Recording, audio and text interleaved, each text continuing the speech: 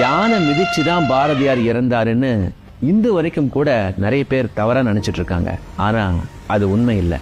வணக்கம், நான் நிரஞ்சன் பாரதி, மகாகவி பாரதியாரின் எள்ளுப்பேரன், கவிஞன், திரைப்பட பாடலாசிரியர். பாரதியார் தன்னுடைய கடைசி காலகட்டத்துல திருவல்லிக்கேணியில இருந்தார். இப்ப கூட அந்த வீட்டை நீங்க போய் பார்க்கணும். அந்த வீட்டுக்கு பக்கத்துல ரொம்ப புகழ் பெற்ற பார்த்தசாரதி பெருமாள் கோவில் இருக்கு. அந்த கோவில் யானைக்கு தினமும் பழம், தேங்காய் கொடுக்கறது பாரதியாருடைய வழக்கம். ஒரு நாள் அப்படித்தான் அவர் பழம் கொடுக்க போயிருக்காரு. ஆனா யானை கோவத்துல அவரை தள்ளி விட்டுடுச்சு.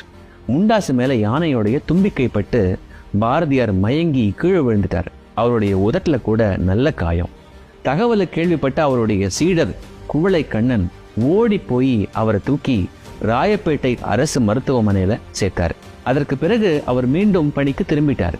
இந்த சம்பவம் 1920ஆம் ஆண்டு டிசம்பர் மாதம் வாக்குல நடந்திருக்கலாம் அப்படின்னு ஆய்வாளர்கள் சொல்றாங்க.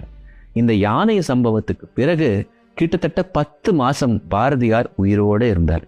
1921ஆம் ஆண்டுல செப்டம்பர் 11 நள்ளிரவு 1 மணிக்கு மேல அவருடைய உயிர் பிரிஞ்சது. அதற்கு காரணம் கடுமையான வயிற்றுப்போக்கு, அதாவது டிசென்ட்ரி.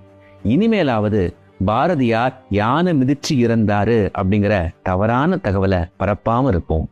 நன்றி.